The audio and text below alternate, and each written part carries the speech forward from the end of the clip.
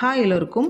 மைதா, white sugar, oven இல்லாமல் அதே மாதிரி எந்தவித கில்ட்டுமே இல்லாமல் குழந்தைங்களுக்கு பிடிச்ச மாதிரியான ஒரு சாஃப்டான ஹெல்த்தியான கேக் செஞ்சு கொடுக்கணும்னா இந்த வீடியோ சேவ் பண்ணிவிட்டு ட்ரை பண்ணி பாருங்கள். டேஸ்ட் சூப்பராக இருக்கும். பிகினர்ஸ் கூட ரொம்ப ஈஸியாக செஞ்சிடலாம். ஃபஸ்ட்டு நான் மெஷர்மெண்ட்டுக்காக இந்த மாதிரி குட்டி டம்ளர் தான் எடுத்திருக்கேன். அதில் தான் நான் எல்லா பொருட்களும் அளந்து எடுத்துக்கிட்டேன். 3/4 டம்ளர் நாட்டு சக்கரை, 2 டேபிள் ஸ்பூன் ரிஃபைண்ட் ஆயில் சேர்க்க விருப்பம்னா நீங்கள் நெய் இல்லை பட்டர் உருக்கி சேர்த்துக்கலாம். 3/4 டம்ளர் அளவுக்கு காய்ச்சி ஆற வச்ச பால், இது எல்லாத்தையும் நல்லா கலந்து விட்டதுக்கப்புறமா ஒரு டம்ளர் அளவுக்கு கோதுமை மாவு, ஒரே ஒரு பிஞ்சு சால்ட்டு, கொஞ்சமாக பேக்கிங் சோடா, கொஞ்சமாக பேக்கிங் பவுடர் எல்லாம் நல்லா இந்த மாதிரி சளிச்சு எடுத்துட்டு ஒரு 1/4 டீஸ்பூன் வெனிலா எசன்ஸ் சேர்த்துட்டு இந்த மாதிரி ஒரு விஸ்க் வச்சு நல்லா மிக்ஸ் பண்ணி விட்டுருங்க. பேட்டர் இந்த கன்சிஸ்டன்சியில் இருக்கணும், கரெக்டாக இருக்கும்.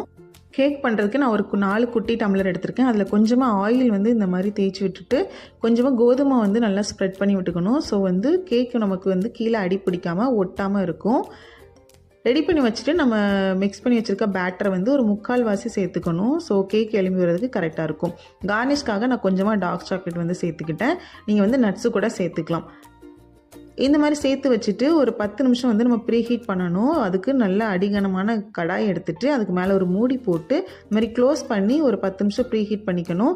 அடுத்து நம்ம ரெடி பண்ணி வச்சுருக்க டம்ளரை வச்சு ஒரு கரெக்டாக 10 நிமிஷம் குக் பண்ணி எடுத்தோன்னா சூப்பர் சாஃப்டான ஸ்பாஞ்சியான கேக் ரெடி ஆகிடும். டார்க் சாக்லேட் சேர்த்து பண்ணதுனால நல்லாவே ஸ்வீட் இருந்தது, ரொம்ப டேஸ்ட்டாக இருந்துச்சு. குழந்தைங்கள்லாம் விரும்பி சாப்பிடுவாங்க. கண்டிப்பாக ஈவினிங் ஸ்நாக்குக்கு இந்த மாதிரி செஞ்சு கொடுங்க. ஹெல்த்தியாகவும் இருக்கும், டேஸ்ட்டாகவும் இருக்கும். இந்த வீடியோ ட்ரை பண்ணி பாருங்கள். கண்டிப்பாக உங்களுக்கு பிடிச்சிருக்குன்னு நம்புகிறேன்.